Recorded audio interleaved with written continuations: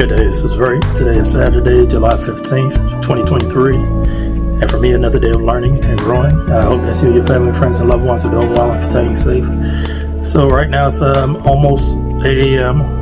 on Saturday. So far, I've let me see, I'm trying to think about it. I did my Bible reading for this morning. I had my first set of medications at 5 a.m. Made breakfast, had my second set of medications for the day, went to Home Depot to pick up a electric cord, and then went to the grocery store to pick up my groceries that I had ordered yesterday after work, and got back, took out the trash, and now I'm sitting down to record this video. It's been a full morning, and I was a little worried yesterday when my hands were hurting that I wouldn't be able to do much this morning, but right now I feel okay. The biggest thing is that it's humid as all heck, and in the United States, well, actually a lot of places it's going to be extremely hot. I used to live out west, and one good thing about where I live, the stores were always open 24/7. So what I would do is go shopping at like 4 in the morning, be done with it, get in, and if I had shopped on a weekend, then I would just stay in basically the whole weekend until work on Monday. And I would suggest, because looking at some of the places, I think Arizona and Phoenix in particular, they've been in the hundreds for the past 2 weeks, and that is brutal. I don't care if it's dry heat or if it's humid heat. It's hot, and you definitely have to be careful out there and stay hydrated. If you have upstairs, downstairs, stay downstairs as much as you can, because heat rises. I can tell you that. I have a 2-story place, and so that's it. But what I want to talk about today was something that kind of triggered my thinking for most of the week. Earlier in the week on Tuesday, Brad Long at ZeroDebtCoach.com hosted a webinar, and there was one phrase that he said, and it was off the cuff, and it really hit home. Never again, And you have to have that mentality, especially when you're dealing with anything, really. But for me, I had a never again moment or mentality about my health and about my finances. It started with my health because in May of 2019, I was diagnosed with lupus. At that time, I was 50 pounds lighter than I normally am. Normal weight is around 195. In the hospital, I weighed in at 145, 146. And I couldn't get out of bed. I was in so much pain.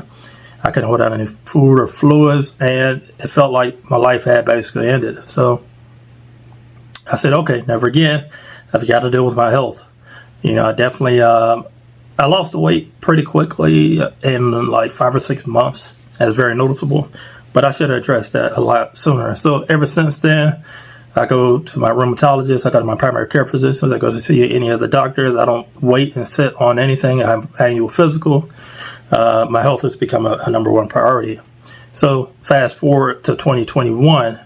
It was February 2021 when I decided to start tracking my debt. And at that time, I only had consumer debt. So February 2021, my consumer debt was $97,520.57 to the penny.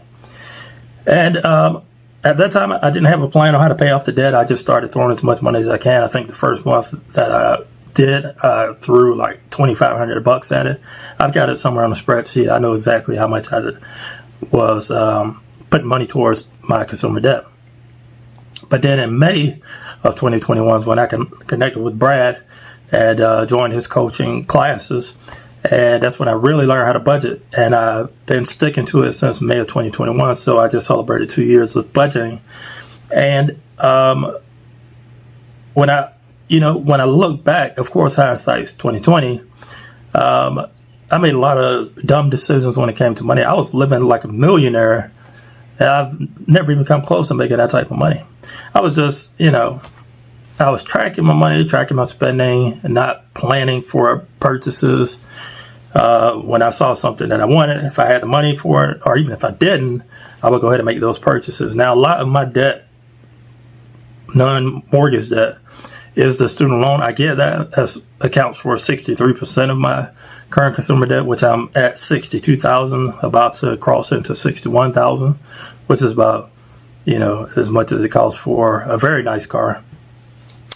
Yeah, but I still made some dumb decisions. I've been in consumer debt basically since I've been 18 or 19 years old, 20 plus years.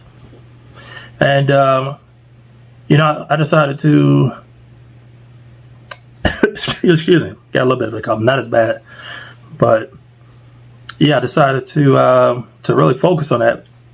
Even though I didn't have a plan, I was, dedicated to getting this thing tackled.